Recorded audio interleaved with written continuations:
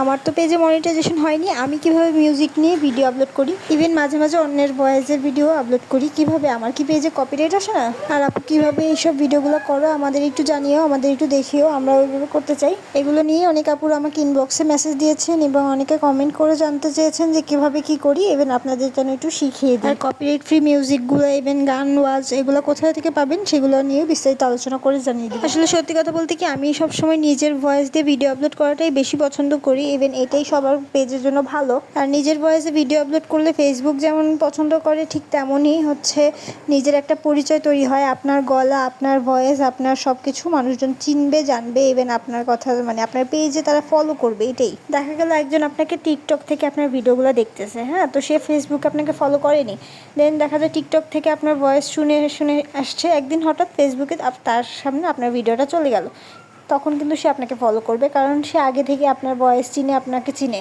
সেজন্য।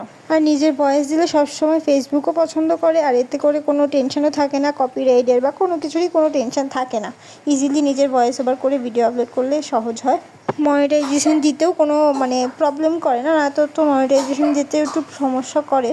এখন অনেকে বলবেন যে আপু তাহলে এত যেহেতু নিজের ভয়েস দিয়ে ভিডিও আপলোড করার ভালো, তাহলে তুমি কেন করো না, তুমি কেন শর্ট ভিডিওগুলোতে অন্য মানুষদের ভয়েস অ্যাড করো? আসলে সত্যি বলতে কি, আমি ভিডিওগুলো একদম যেদিনের ভিডিও সেই দিনই হচ্ছে এডিট করে দেন পোস্ট করি, হ্যাঁ, সেজন্য দেখা যায় কি আমার ওরকমভাবে সময় হয়ে ওঠে না। আর তার চেয়েও বড়ো কথা কি, ইদানিং বৃষ্টির কারণে আমার গলা এবং সব কিছু এত সমস্যা, আমার কথা বলতেও খুব সমস্যা হচ্ছে, সেজন্য আমি নিজের ভয়েস দিয়ে ভিডিও করছি না।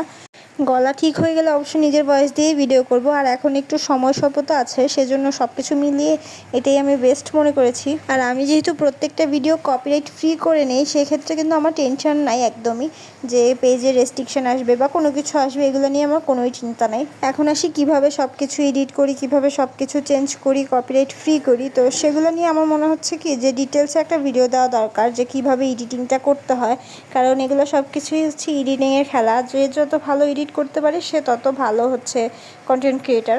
যার এডিটিং যত সুন্দর সে তার ভিডিও তত সুন্দর করে প্রেজেন্ট করতে পারে। সেই জন্য চেষ্টা করব হচ্ছে এটা নিয়ে বিস্তারিত একটা ভিডিও আপলোড করার, কিভাবে কোন অ্যাপসের মাধ্যমে কোন কিসের মাধ্যমে করে থাকি সব কিছু ডিটেলসে দেখিয়ে দিব। যাই হোক, কথা বলতে বলতে সারাদিনের কাজকর্ম সব কিছু করে নিয়েছি। আজকে হচ্ছে বেডশিট চেঞ্জ করেছি, দেন হচ্ছে সব কিছু ধুয়ে টুয়ে, আজকে টোটালি বলতে গেলে আমার অনেক বেশি পরিশ্রম হয়েছে। সারাটা দিনই মনে করেন কাজের উপরেই ছিলাম। অবশ্য প্রতিটা কাজেই আমার মেয়ে আমাকে ছোটোখাটো হেল্প করেই থাকে, যেমন এখানে আমি কাপড় উঠাচ্ছিলাম আর ওকে ক্লিপগুলো দিচ্ছিলাম, আর ও ক্লিপগুলো নিয়ে জায়গা মতো রেখে আসছিল। মেয়ে যদি এরকমভাবে হেল্প করে না, তাহলে কিন্তু ভালোই লাগে। জানি কাজটা খুব ছোট, কিন্তু তাও যে মার পাশে এসে দাঁড়িয়েছে সেটাই অনেক। ছাদ থেকে কাপড়গুলো নিয়ে আসলাম, দেন এনে ভাঁজ করে নিচ্ছিলাম। আরও কাপড় আছে ছাদে যদিও, কিন্তু সেগুলো সেগুলো একটু পরে আনবো। বাচ্চার কাপড়গুলো এখন শুকিয়ে গেছে যেহেতু, সেগুলো নিয়ে আসছি বাসায়। আর এই বৃষ্টির জন্য খুব বড় একটা সমস্যায় ভুগতেছি, সেটা হচ্ছে গাছ নিয়ে। গাছের মাটি সব সময় ভেজা থাকে, ইভেন আমার দেখা যায় প্রতিদিন সকালবেলা এসে গাছে থেকে গোড়া থেকে হচ্ছে পানি ফেলতে হয়। পানি, আমি যে মরিচ গাছ লাগিয়েছি, মরিচ গাছে তো বেশি পানি হলে একদমই ভালো হয় না, সেই জন্য হচ্ছে খুবই টেনশনে আছি। ভাবছিলাম গাছগুলোর পটিং অনেকদিন পরে করাবো, কিন্তু এখন যা বুঝতেছি যে না, খুব তাড়াতাড়ি গাছগুলো পটিং করাতে হবে, নাহলে হচ্ছে গাছগুলো বাঁচানো যাবে না, কারণ যেই পরিমাণ পানি জমে থাকে এভাবে থাকলে মরেই যাবে।